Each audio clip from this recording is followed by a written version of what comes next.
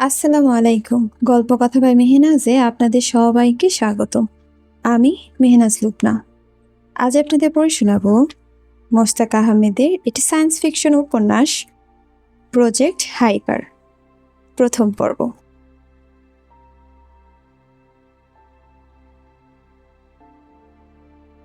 শেষ রাত।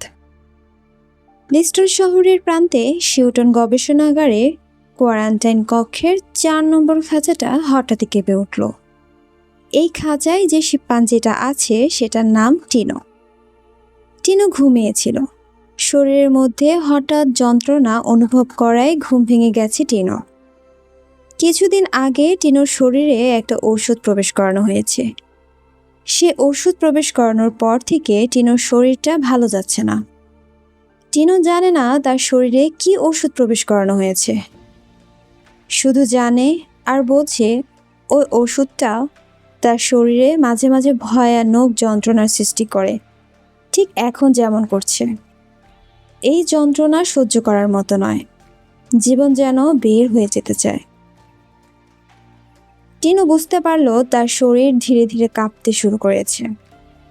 কম্পনটা এত বেশি যে সে কিছুতেই স্থির থাকতে পারছে না। তার মনে হচ্ছে তার সমস্ত শরীরের হাড় মাংস বুঝি দুমড়ে মুচড়ে যাচ্ছে। এজন্যই এত অসহনীয় ব্যথা। দাঁতে দাঁত চেপে ব্যথাটাকে সহ্য করতে চেষ্টা করছে সে, কিন্তু পারছে না। একই কক্ষে আরও 9টি খাঁচা রয়েছে। প্রত্যেকটি খাঁচায় একটি করে শিম্পাঞ্জি। এরা একে অন্যের পরিচিত, কারণ এখানে তারা 7 দিন ধরে আছে। সবার শরীরেই ওই বিশেষ ওষুধটা ইনজেকশনের মাধ্যমে প্রবেশ করানো হয়েছে। এজন্য এখানকার কেউই সুস্থ স্বাভাবিক নয়। শরীরে কম বেশি যন্ত্রণা হয়। এই যন্ত্রণাটা সবসময় কারো না কারো শরীরে থাকে। এজন্য কেউ তারা ঠিকমতো ঘুমাতেও পারে না। টিনো আজ স্থির করেছে যত যন্ত্রণাই হোক না কেন সে চিৎকার করবে না, অন্যের ঘুম ভাঙাবে না। কিন্তু যন্ত্রণাটা ধীরে ধীরে এমন পর্যায়ে পৌঁছে গেল যে সে আর চিৎকার না করে থাকতে পারল না। তার চিৎকার একে একে সব বাইকে জাগিয়ে তুলল। একসময় টিনোর যন্ত্রণা কাতর চিৎকার দেখে অন্য সব শিম্পাঞ্জিও ভয় পেয়ে একসঙ্গে চিৎকার করতে শুরু করলো। টিনোর অবস্থা এমন হলো যে একসময় সে শুয়ে পড়তে বাধ্য হলো। তার শরীরের কম্পন এখন আগের থেকে অনেক বেড়েছে। মাঝে মাঝে প্রচণ্ড ঝাঁকি দিয়ে কাঁপছে শরীর। তীব্র ওষুধের ক্রিয়ায় তার শরীর এই মুহূর্তে সম্পূর্ণই নিয়ন্ত্রণের বাইরে। কিছুতেই সে নিজেকে স্থির রাখতে পারছে না, এমনকি এখন মুখটাও হা করতে পারছে না। 2 মাড়ির মাঝে পড়ে জিহ্বাটাও আটকে গেছে। দাঁতের চাপে ধীরে ধীরে কেটে যাচ্ছে নিজের জিভ। টপ টপ করে রক্ত পড়ছে সেখান থেকে। এখন তার এমন অবস্থা যে মুখ হা করে ঠিকমতো যে শ্বাস নেবে সে অবস্থাও নেই। ওপর আর নিচের মাড়ির দাঁত শক্তভাবে লেগে আছে। একসময় টিনোর জিহ্বাটা দাঁতের চাপে কেটে 2 ভাগ হয়ে গেল। মুখটা এখন সম্পূর্ণ রক্তাক্ত। গলা দিয়ে গো গো শব্দ বের হচ্ছে। আশেপাশে শিম্পাঞ্জিরা সব চিৎকার বন্ধ করে দিয়েছে, কারণ তারা বুঝতে পেরেছে টিনোর মৃত্যু আসন্ন। টিনোর মৃত্যু হতে 2 ঘন্টা সময় লাগলো। এই 2 ঘন্টা সে ভয়ানক নরক যন্ত্রণা ভোগ করেছে। টিনোর মৃত্যু যন্ত্রণা দেখে চারপাশে সকল শিম্পাঞ্জির চোখেই পানি চলে এসেছে, কারণ তারা জানে তাদের মৃত্যু হবে টিনোর মতো ভয়ঙ্কর আর যন্ত্রণাময়। টিনোর মৃত্যুতে সকল শিম্পাঞ্জি ব্যথিত হলেও দারুণভাবে উচ্ছ্বসিত হলেন প্রফেসর শিউটন। এর মূল কারণ টিনোর শরীরে একটা পরিবর্তন তিনি ঘটাতে পেরেছেন, আর তা হলো টিনোর বাম হাতের কোণে আঙুলটা মানুষের আঙুলে রূপান্তরিত হয়েছে। প্রজেক্ট হাইপারের মূল উদ্দেশ্য শিম্পাঞ্জি থেকে মানুষ তৈরি করা। তিনি সম্পূর্ণ সফলতা পাননি ঠিকই, কিন্তু কিছুটা পেয়েছেন। একটা শিম্পাঞ্জির কোণে আঙুলটাকে মানুষের মতো করে রূপান্তরিত করতে পেরেছেন। পৃথিবীর ইতিহাসে এখন পর্যন্ত পশু থেকে মানুষ তৈরির এটাই সবচেয়ে বড় সাফল্য। প্রফেসর শিউটন এখন মনে প্রাণে বিশ্বাস করছেন তিনি এক সময় সত্যি পশু থেকে মানুষ তৈরি করতে সমর্থন হবেন। টিনোর এরকম মৃত্যুতে প্রফেসর শিউটন উৎফুল্ল হলেও গবেষণাগারের অন্য একটি মানুষ খুব ব্যথিত হলো। অন্য এই মানুষটি হলো ইটো। অবশ্য ইটো তার বেদনার কথা, কষ্টের কথা প্রকাশ করতে পারল না, কারণ প্রফেসর শিউটনের গবেষণাগারে পশুদের জন্য আবেগপ্রবণ হওয়া, সমবেদিত হওয়া সম্পূর্ণই নীতিবিরুদ্ধ। এখানে পশুদের কষ্ট দেওয়া যাবে, কিন্তু পশুদের কষ্টে ব্যথিত হওয়া যাবে না, এটাই নিয়ম। প্রফেসর শিউটন পৃথিবীর অন্যতম একজন জীববিজ্ঞানী। তার গবেষণার বিষয়বস্তু মানুষের কোষের অভ্যন্তরে ডিঅক্সিরাইবো নিউক্লিক অ্যাসিড বা ডিএনএ এর গঠনে পরিবর্তন সাধন। ডিএনএর উপর গবেষণা তার থেকে অভিজ্ঞ পৃথিবীতে আর কেউ নেই। এরূপ গবেষণায় বিশেষ অবদানের জন্য ইতিমধ্যে তিনি 2 বার নোবেল পুরস্কারও পেয়েছেন। প্রথম নোবেল পুরস্কার পেয়েছেন বড় প্রজাতির ইঁদুরকে ছোট্ট প্রজাতির ইঁদুরে রূপান্তরিত করে, এবং দ্বিতীয়বার পেয়েছেন ছোট প্রজাতির ইঁদুরকে বড় প্রজাতির ইঁদুরে রূপান্তরিত করে। এক প্রজাতির প্রাণীকে অন্য প্রজাতিতে রূপান্তরিত করার কৃতিত্ব পৃথিবীতে এখন একমাত্র তারই। এজন্যই ডিএনএ বিষয়ক গবেষণায় তিনি আজ পৃথিবীতে অদ্বিতীয়। প্রফেসর শিউটনের গবেষণাগারে ইটো সহকারী হিসেবে কাজ করে।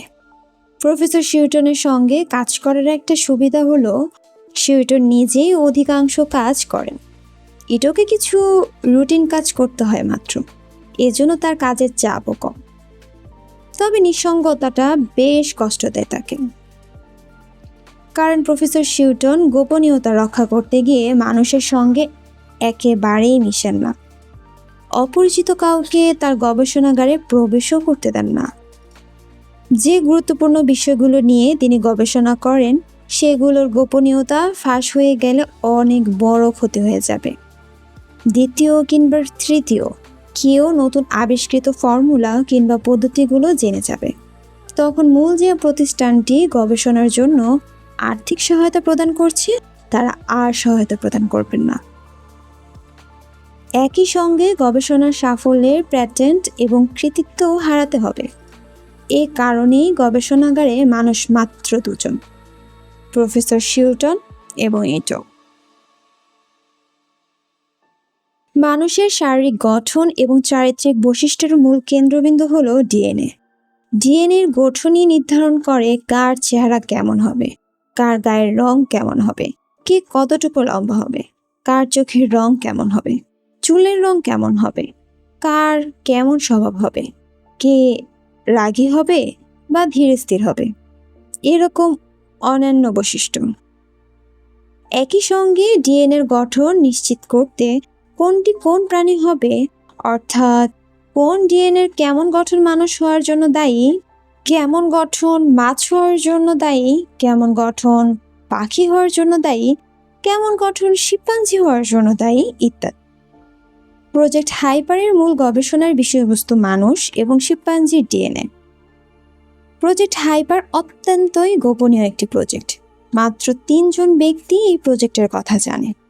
একজন হলেন প্রফেসর শিউটন, দ্বিতীয়জন ইটো, এবং তৃতীয় ব্যক্তিটি হলেন গবেষণায় অর্থ প্রদানকারী বায়ো অর্গান প্রতিষ্ঠানের প্রধান জন শিপি। বায়ো অর্গান পৃথিবীতে মানুষের অঙ্গ তৈরির একটি স্বনামধন্য প্রতিষ্ঠান। এই প্রতিষ্ঠানটি গবেষণাগারে কৃত্রিম উপায়ে মানুষের অঙ্গ প্রত্যঙ্গ তৈরি করে। এগুলোর মধ্যে উল্লেখযোগ্য হলো মানুষের শরীরে চামড়া, যকৃৎ, ফুসফুস, মূত্রথলি ইত্যাদি। যারা শরীর পুড়ে গেছে তার শরীরে প্লাস্টিক সার্জারির মাধ্যমে এই কৃত্রিম চামড়া লাগানো হয়। যার লিভার সিরোসিস হয়েছে তার শরীরে লাগানো হয় যকৃৎ। যার ফুসফুসে ক্যান্সার হয়েছে তার শরীরে কৃত্রিম ফুসফুস লাগানো হয়। যার মূত্র সমস্যা রয়েছে এবং মূত্রথলি ঠিকমতো কাজ করে না তাকে দেওয়া হয় কৃত্রিম মূত্রথলি। গবেষণাগারে সৃষ্ট এ সকল কৃত্রিম অঙ্গের মূল অনেক বেশি এবং চিকিৎসাও ব্যয়বহুল। পাশাপাশি কেন যেন কৃত্রিম অঙ্গগুলো দীর্ঘদিন ঠিকমতো কাজও করে না, অথচ একজন মানুষের শরীর থেকে অন্য মানুষের শরীরে এই ধরনের অঙ্গ সংযোজন করলে দীর্ঘদিন সেটা ঠিকমতো কাজ করে। এজন্য বায়ো অর্গানের প্রধান জন হিপিন চেষ্টা করছেন অন্য কোনো প্রাণী থেকে এই সকল অঙ্গ সংগ্রহ বা তৈরি করার। কোনোভাবে অন্য কোনো প্রাণীকে মানুষে রূপান্তর করা গেলে এটা সম্ভব। এই পরিকল্পনাকে বাস্তবায়ন করতে বছরে 3 হলো হাইপার প্রজেক্টটি হাতে নিয়েছে তিনি। প্রজেক্টটির 3টি উদ্দেশ্য: প্রাকৃতিক মানব অঙ্গ তৈরি করা, মানব অঙ্গের মূল্য কমানো এবং নিজে লাভবান হওয়া।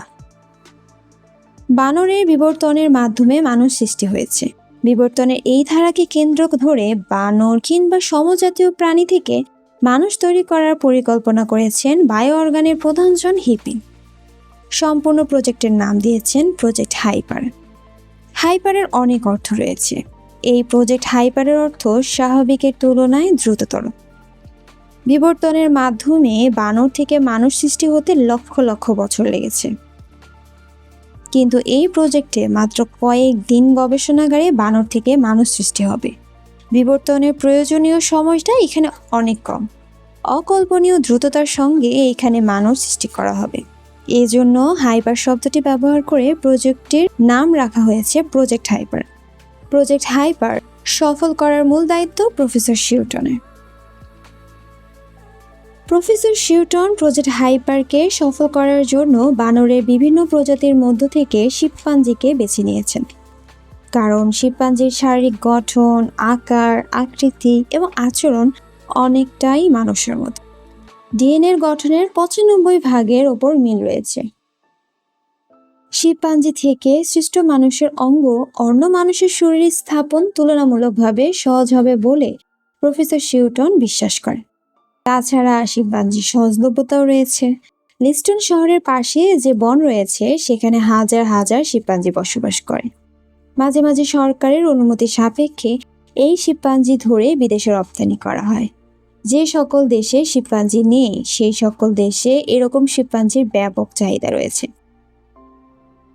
লিস্টন বনের শিম্পাঞ্জিগুলো পৃথিবীর অন্যতম বড় আকৃতির শিম্পাঞ্জি। গবেষণার জন্য এগুলো অতি উত্তম। এজন্য প্রফেসর শিউটন লিস্টন শহরের প্রান্তে তার গবেষণাগার স্থাপন করেছেন। সঙ্গে নিয়ে এসেছেন ইটোকে। দুজনের কারোর বাড়ি এই শহরে নয়, এজন্য তারা মূলত গবেষণাগারেই সময় কাটায়।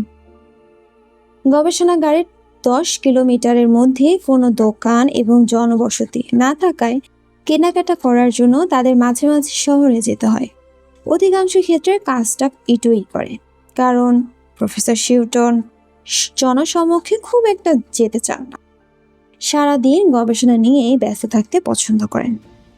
প্রাণীর ওপর গবেষণার অনুমতি সকলে পায় না, কারণ বিষয়টা আন্তর্জাতিকভাবে স্বীকৃত নয়।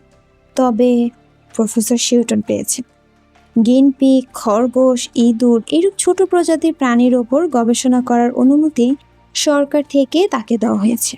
পাশাপাশি সর্বমোট 50টি শিম্পাঞ্জিকে গবেষণার কাজে ব্যবহারের অনুমতিও পেয়েছেন তিনি। এই 50টি শিম্পাঞ্জিতে আসলে কিছুই হয় না। এর মধ্যে প্রায় 200-এরও ওপর শিম্পাঞ্জির মৃত্যু হয়েছে। তবে তিনি গবেষণাগারে কখনো 50টির ওপর শিম্পাঞ্জি রাখেন না, কারণ বন্যপ্রাণীর সংরক্ষণ কর্তৃপক্ষ প্রতি 3 মাস পর পর গবেষণাগারে কতগুলো প্রাণী আছে তা পরীক্ষা করতে আসে। গবেষণাগারে 50টির অধিক শিম্পাঞ্জি দেখতে পেলে তারা প্রফেসর শিউটনের গবেষণার ক্ষমতা বাতিলের জন্য সরকারকে সুপারিশ করতে থাকে। এর মধ্যে তারা লিস্টন শহরের একটি গবেষণাগারের কার্যক্রম বন্ধ করে দিয়েছে। ইটো প্রফেসর শিউটনের গবেষণাগারে 3 বছর ধরে কাজ করছে। প্রফেসর শিউটনের এখানে যে ভালো বেতন পেলেও কিছুদিন ধরে তার ভালো লাগছে না, চলে যেতে ইচ্ছে করছে। নিঃসঙ্গতা তাকে একেবারেই ধৈর্যহীন করে ফেলেছে। প্রফেসর শিউটন একেবারেই কম কথা বলেন। মাঝে মাঝে এমন দিন পার হয় যে প্রফেসরের সঙ্গে তার একটা কথাও হয় না। তখন সে বাধ্য হয়ে গবেষণাগারে আটক শিম্পাঞ্জিগুলোর সঙ্গে কথা বলার চেষ্টা করে। দীর্ঘদিন ধরে শিম্পাঞ্জির সঙ্গে এরকম কথা বলার প্রচেষ্টার কারণে এখন সে শিম্পাঞ্জির কথা বুঝতে পারে। শিম্পাঞ্জিগুলো তাকে বুঝতে পারে বলে তার বিশ্বাস। সে যখন মানুষের মতো কথা বলে শিম্পাঞ্জিগুলো তখন কিছু বুঝতে পারে না। যখন মুখ দিয়ে শিম্পাঞ্জির মতো শব্দ করে তখন ওরা সব বুঝতে পারে। হাত নেড়ে নেড়েও সে শিম্পাঞ্জিদের সঙ্গে ভাবের আদান প্রদান করতে পারে। ইটু শিম্পাঞ্জিগুলোর সঙ্গে ভাবের আদান প্রদানের মাধ্যমে বুঝতে পেরেছে ওদের খুব কষ্ট। ওরা প্রফেসর শিউটনকে খুব ভয় পায়, তাকে ঘৃণাও করে। এর মূল কারণ প্রফেসর শিউটন ওদের শরীরের নানা পরীক্ষা নিরীক্ষা করেন। এই পরীক্ষা নিরীক্ষার সময় ওদের শরীরে যে ওষুধ বা রাসায়নিক দ্রবণ প্রবেশ করানো হয় সেগুলো ওদের শরীরে তীব্র যন্ত্রণার সৃষ্টি করে। মাঝে মাঝে এই যন্ত্রণার সহ্য ক্ষমতার বাইরে চলে যায়। তখন ওরা চিৎকার করতে থাকে। ওই চিৎকার ইটোর হৃদয়কে একেবারে ছিন্ন ভিন্ন করে ফেলে। এজন্য ইটোর এই গবেষণাগারে আর ভালো লাগছে না। তাছাড়া তার বয়সও হয়েছে। ইদানিং সে অনুভব করে তার এখন বিয়ে করে সংসার করা উচিত। লিস্টন শহরে একটা মেয়ের সঙ্গে তার পরিচয় হয়েছে, নাম ইলি। একটা সুপার স্টোরে ক্যাশিয়ার পদে কাজ করে, দেখতে বেশ সুন্দর। সম্পর্কটা তাদের এখনো বন্ধুত্বের পর্যায়ে রয়েছে, প্রেমের হয়নি। ইটোর ধারণা বন্ধু থেকে তাদের প্রেমিক প্রেমিকা হতে খুব বেশি সময় লাগবে না, এজন্য তাদের ঘন ঘন দেখা হওয়া উচিত। কিন্তু তার জন্য ব্যাপারটা হয়ে ওঠে না, কারণ সে সপ্তাহে একদিন মাত্র শহরে যেতে পারে, তাও বিকেলের দিকে। ওই সময় তাদের দেখা সাক্ষাৎ হয়। তারা একসঙ্গে চা কফি পান করেন, নিজেদের মধ্যে অনেক কথা বলেন আর হাসাহাসি করে। সময়টা এত দ্রুত কেটে যায় যে ইটোর মন ভরে না। তার ইচ্ছে হয় ঘন্টার পর ঘন্টা সে ইলির সঙ্গে গল্প করে, কিন্তু সেটা সম্ভব হয় না, কারণ সন্ধ্যার পর বাইরে না থাকার ব্যাপারে প্রফেসর শিউটনের কড়া নির্দেশ রয়েছে। ইটো যে গবেষণাগার থেকে চলে যেতে চাচ্ছে সেটা সে প্রফেসর শিউটনকে একবার বলেছে। প্রফেসর শিউটন তাকে আরও 6 মাস থাকতে অনুরোধ করেছে। এই সময়ের মধ্যে তিনি অন্য একজন সহকারীকে খুঁজে বের করে নিয়োগ দিতে পারবেন। ইটো প্রথমে রাজি হতে চায়নি, পরে রাজি হয়েছে, কারণ প্রফেসর তার বেতন দ্বিগুণ করে দিয়েছেন। অবশ্য ইটো লক্ষ্য করেছে তার চলে যাওয়ার কথাটা শোনার পর থেকে প্রফেসর শিউটন আরও চুপচাপ হয়ে গেছেন। এজন্য ইটো এখন বেশি নিঃসঙ্গ। ইটোর বিবেচনায় ইদানিং প্রফেসর শিউটনকে তার বেশি নিষ্ঠুর মনে হচ্ছে। গত কয়েকদিনে সে লক্ষ্য করেছে প্রফেসর শিউটন 4টি শিম্পাঞ্জিকে ইচ্ছে করে হত্যা করেছেন। এর একটিকে আবার অন্য শিম্পাঞ্জিগুলোর সামনে হত্যাও করেছেন, তাও শরীরের অঙ্গ প্রত্যঙ্গ কেটে। সর্বশেষ গত রাতে মারা গেল টিনো নামে শিম্পাঞ্জিটি। এখন নাকি টিনোর শরীরকে কেটে কুটে পরীক্ষা করবেন। আগে প্রফেসর শিউটনকে সে এরকম আচরণ করতে দেখেননি, ইদানিং দেখছে। তার মনে হচ্ছে প্রফেসর শিউটনের মধ্যে অযৌক্তিক আচরণ অর্থাৎ পাগলামির জন্ম হচ্ছে। প্রফেসর শিউটনের এই পরিবর্তনটা খুব ধীরে ধীরে এসেছে। 3 বছর পূর্বের তুলনায় তিনি এখন অনেক বেশি নিষ্ঠুর। এই নিষ্ঠুরতা শেষ পর্যন্ত কোথায় গিয়ে পৌঁছায় সেটা নিয়ে বেশ আতঙ্কিত ইটো। এজন্য সে যত দ্রুত সম্ভব এখান থেকে চলে যেতে চায় তার ছোট্ট সুন্দর গ্রামে, যেখানে সে সবুজের মধ্যে ছুটে বেড়াতে পারবে, খোলা বাতাসে নিজের ঘাড় পর্যন্ত লম্বা চুল উড়াতে পারবে, পাহাড়ের পাদদেশে হাজারো বুনো ফুলের মাঝে সময় কাটাতে পারবে, এরকম আরো অনেক অনেক কিছু। মৃত্যু টিনোকে বড় একটা ডিসকাটিং টেবিলের উপর শুয়ে রাখা হয়েছে। প্রফেসর শিউটন প্রথমে অপারেশনের ধারালো ছুরি দিয়ে টিনোর বাম হাতের কোণে আঙ্গুলটি কেটে ফেললেন। এই আঙ্গুল থেকে কিছু মাংস নিয়ে মাংসটুকু বিশেষ এক দ্রবণে দ্রবীভূত করে তারপর একটি মেশিনের মধ্যে প্রবেশ করিয়ে দিলেন। কাজটা শেষ করে প্রফেসর বললেন, এই কাজটা আমি কেন করলাম জানো এটাও? না প্রফেসর, আমি আসলে টিনোর কোণে আঙুলে যে কোষগুলো আছে সেগুলোর ডিএনএ গঠন পরীক্ষা করব। তারপর দেখব মানুষের সঙ্গে সেটা হুবহু মিলে কিনা। তুমি জানো টিনোর শরীরে শুধু ওই আঙুলটাই মানুষের আঙুলে রূপান্তরিত হয়েছিল। জি প্রফেসর, জানি। যদি সত্যি দেখি টিনোর ওই কোণে আঙুলে মানুষের ডিএনএ এবং কোষ সৃষ্টি হয়েছে, তাহলে বুঝতে হবে আমাদের সফলতা অর্জনে আর দেরি হবে না। গবেষণার জন্য আমাদের 5 বছর সময় দেওয়া হয়েছিল, এর মধ্যে 3 বছর পার হয়েছে। আশা করছি আগামী 1 বছরের মধ্যে আমরা সাফল্য পেয়ে যাব। তাহলে টিনোর শরীরের অন্যান্য অঙ্গ প্রত্যঙ্গ কাটার দরকার কি? দরকার তো অবশ্যই আছে। টিনোর শরীরের অভ্যন্তরে হৃৎপিণ্ড, যকৃৎ, কিডনি, ফুসফুস কিংবা অন্য কোথাও কোষগুলোর ডিএনএ গঠনের কোনো পরিবর্তন হয়েছে কিনা সেটা আমি পরীক্ষা করে দেখতে চাই। বিষয়টা খুবই গুরুত্বপূর্ণ।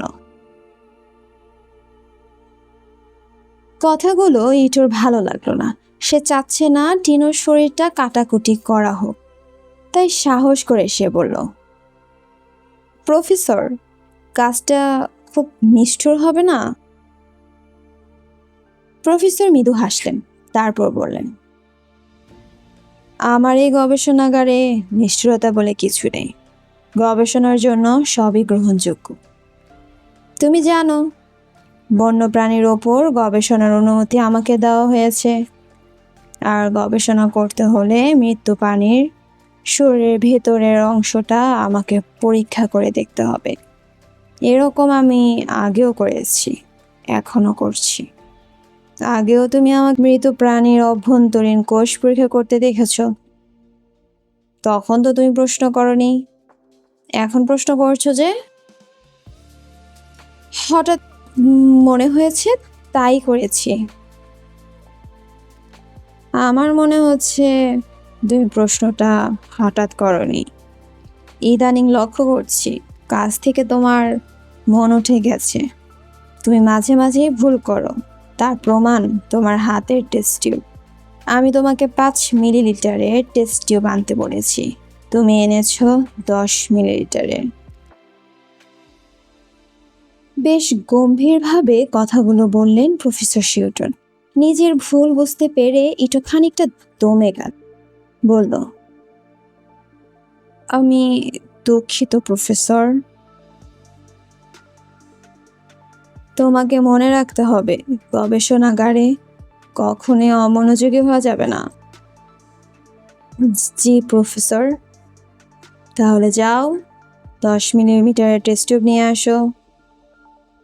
ইটো 10 মিলিলিটারের টেস্ট টিউব নিয়ে এলে প্রফেসর শিউটন টেস্ট টিউবের মধ্যে টিনোর শরীর থেকে ভ্যাকুয়াম সিরিঞ্জ দিয়ে টেনে 4 মিলিলিটার রক্ত নিলেন এবং টেস্ট টিউবটিকে একটি ঘূর্ণায়মান যন্ত্রের মধ্যে রাখলেন।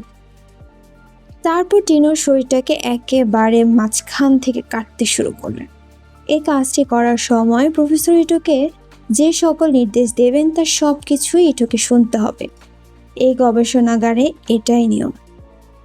প্রফেসর শিউটন টিনোর শরীর কেটে ভেতর থেকে হৃৎপিণ্ড, কিডনি, ফুসফুস, অগ্নাশয়, মূত্রাশয়, যকৃৎ, পরিপাকতন্ত্র সব কিছু বের করলেন।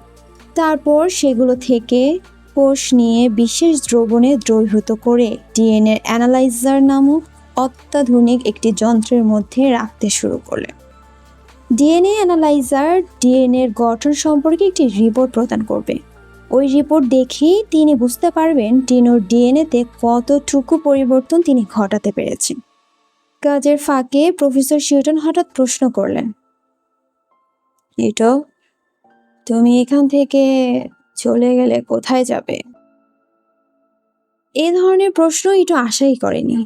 নিজে থেকে না বললে প্রফেসর শিউটন কখনোই ইটোকে পারিবারিক বিষয় নিয়ে প্রশ্ন করেন না। আজকের প্রশ্ন শুনে তাই সে বেশ অবাক হয়েছে। বলল, আমার গ্রামে। গ্রামে তো তোমার কেউ নেই। তোমার মা বেঁচে ছিলেন, গত বছর তিনিও মারা গিয়েছেন। তুমি এ কথা আমাকে বলেছিলে। হ্যাঁ। তাহলে গ্রামে গিয়ে কি করবে? চলবে কিভাবে? আমি সেখানে একটা সুপার স্টোর দেব। গবেষণাগারে আর কাজ করবে না? না প্রফেসর। কেন? এটাও একটু সময় নিল, তারপরেই বলেই ফেলল,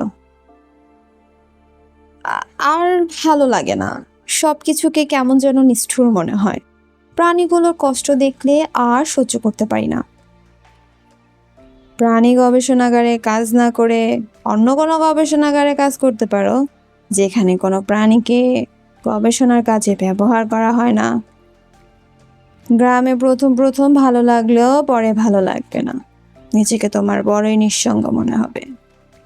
অবশ্য যদি কাউকে বিয়ে করে সংসার করো তাহলে ভিন্ন কথা। এরকম কেউ আছে নাকি? ইটু ঠিক করেছিল ইলির কথা সে কখনোই প্রফেসর শিউটনকে বলবে না, কিন্তু কিভাবে যেন সে মুখ ফুটে বলেই ফেললো। বলল, ওই রকম কেউ নেই, তবে লিস্টন শহরে ইনি নামের একটি মেয়ের সঙ্গে আমার পরিচয় হয়েছে। ও আচ্ছা, বুঝতে পেরেছি। তোমার কি বিয়েও করে ফেলেছো? না না প্রফেসর, শুধুই পরিচয়, বন্ধুত্বের পর্যায়ে আছে। বন্ধুত্বের পরেই জীবনে প্রেম ভালোবাসা আসে। যদি সিদ্ধান্ত নিয়ে থাকো কাউকে বিয়ে করে সংসার ধর্ম করবে, আমি আর তোমাকে আটকাবো না, দ্রুতই ছেড়ে দেবো। সম্ভবত আমি নতুন একজন সহকারী পেয়ে যাব, মাসখানেক সময় লাগবে। যাই হোক, তোমাদের সম্পর্কের কথা কি ইলির বাবা মা জানে? ইলি একটা এতিমখানায় বড় হয়েছে, এর জন্য ইলি জানে না তার বাবা মাকে। তাহলে ইলির অভিভাবককে? আগের রাষ্ট্র ছিল, 1 বছর হলো সে 18 বছর অতিক্রম করেছে, এখন নিজেই নিজের অভিভাবক। তাহলে তো তোমার চিন্তা নেই, তোমরা দুজনেই প্রাপ্তবয়স্ক, একে অন্যকে ভালো লাগলে বিয়ে করে ফেলতেই পারো। পারলে আমার এখানে একদিন নিয়ে এসো। এখানে তো কাউকে আনা নিষেধ।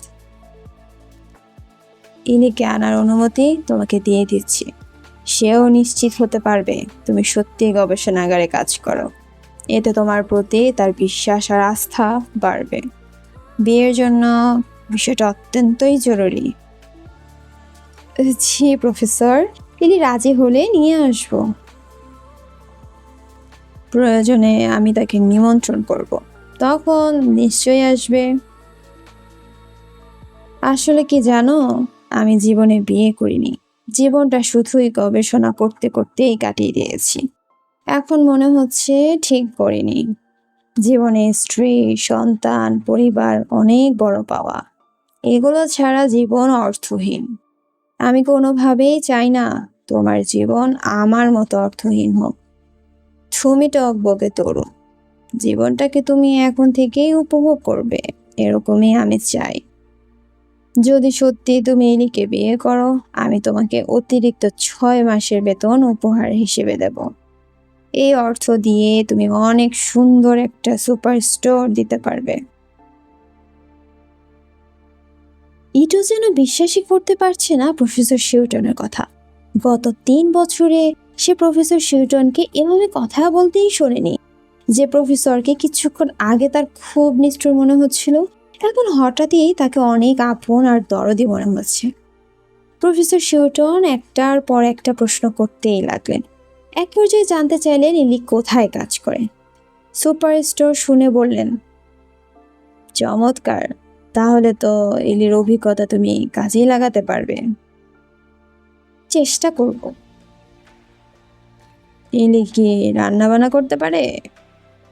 হ্যাঁ পারে, নিজেই রান্না করে খায়। দারুণ, আজকালকার মেয়েরা একেবারেই রাখতে পারে না, সবাই শুধু কৃত্রিম খাবার খায়। তোমাদের বিয়ের পর একদিন আমি ইলির রান্না করা খাবার খাবো। তাহলে আমি দারুণ খুশি হব প্রফেসর। প্রফেসর এবার একটু সময় নিয়ে বললেন, যদিও আমি গবেষণা নিয়ে ব্যস্ত থাকি, আসলে আমি তোমাকে খুব পছন্দ করি। তুমি চমৎকার একটা মানুষ। তুমি আমার সঙ্গেই গবেষণাগারে থাকলে ভালো হতো, কিন্তু আমি তোমাকে জোর করতে চাই না, কারণ আমি জানি তুমি এখানে কখনোই সুখী হতে পারবে না।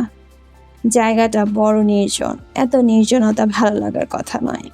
তার উপর আমি গম্ভীর ধরনের মানুষ, আমি আমার নিজের সীমাবদ্ধতা বুঝতে পারি। মানুষ সামাজিক জীব, কিন্তু আমি বোধহয় নই। মাঝে অবশ্য চেষ্টা করেছি, কিন্তু পারিনি। আমার ডিএনএ গঠনটা ওই ধাঁচেরই, এজন্য আমি আমার মতোই। তবে আমি চাই কেউ যেন আমার মতো না হয়, বরং তোমার মতো হয়।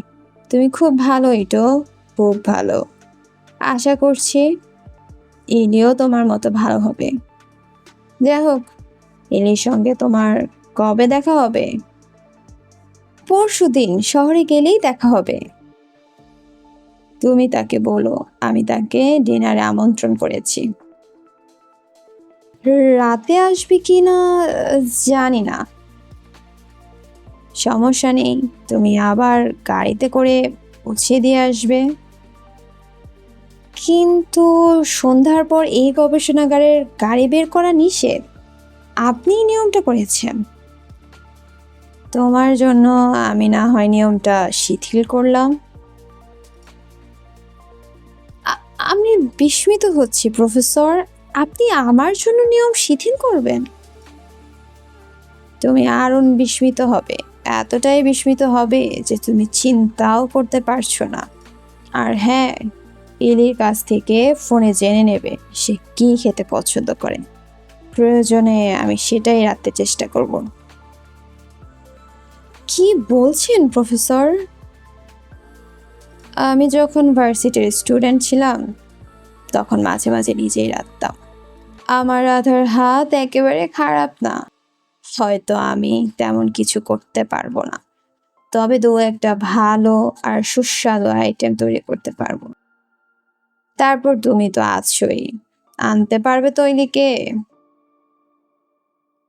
আপনি আমন্ত্রণ জানালে আমার বিশ্বাস ইনি অবশ্যই আসবে। আমি তাহলে সত্যি খুব খুশি হব। এরকম আরো কিছু কথাবার্তা হলো প্রফেসর শিউটন এবং ইটোর মধ্যে। ইটো এখন এরকম ঘোরের মধ্যে আছে। ইলির সঙ্গে সাক্ষাৎ করার জন্য একেবারে উদ্গ্রীব হয়ে পড়েছে সে। পারলে এখনই ছুটে যায়, কিন্তু সেই উপায় নেই। গবেষণাগারের কাজ শেষ হতে আরো প্রায় ঘন্টা খানেক সময় লাগলো। তারপর ইলিকে ফোন করলো ইটো। ইলি ফোন ধরতেই তাকে সব কিছু খুলে বলল সে। ইলি অবাক হয়ে পড়ল। প্রফেসর আমাকে আমন্ত্রণ করেছেন? হ্যাঁ, আমি বিশ্বাসই করতে পারছি না। আমিও পারছি না। তুমি আসবে তো? ইলি একটু চিন্তা করে বলল। উপেক্ষা করা কি শোভনীয় হবে? উনি এত বড় একজন বিজ্ঞানী। তাহলে পরশুদিন আমি তোমাকে নিয়ে আসবো। এখন কিছু বলো না, আগে শহরে আসো, নিজেরা একটু আলোচনা করি, তারপর সিদ্ধান্ত নেব। প্রফেসরকে আপাতত একটু বলি যে তুমি আসবে। আচ্ছা, ঠিক আছে বলো, তবে তারিখ এখনই বলো না, নিজেরা ঠিক করে নেই। তুমি যেভাবে বলবে সেভাবেই হবে। কথা শেষ, একটু কিছুক্ষণ চুপচাপ বসে থাকলো। তারপর বসলো প্রফেসর শিউটনের অফিসিয়াল মেইলগুলো নিয়ে। প্রতিদিন প্রফেসর শিউটনের অনেক ইমেল আসে।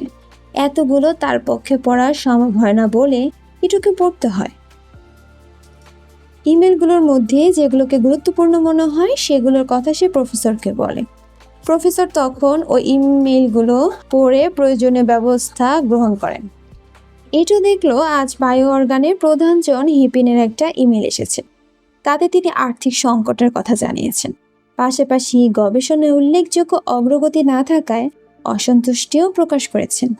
তাই সিদ্ধান্ত নিয়েছেন যে আগামী 1 বছর তিনি গবেষণাগারের জন্য অর্থ দেবেন, পরে আর দেবেন না। জন হিপিনের ইমেইলের কথাটি জানানো হলে প্রফেসর শিউটন বেশ চিন্তিত হয়ে পড়লেন।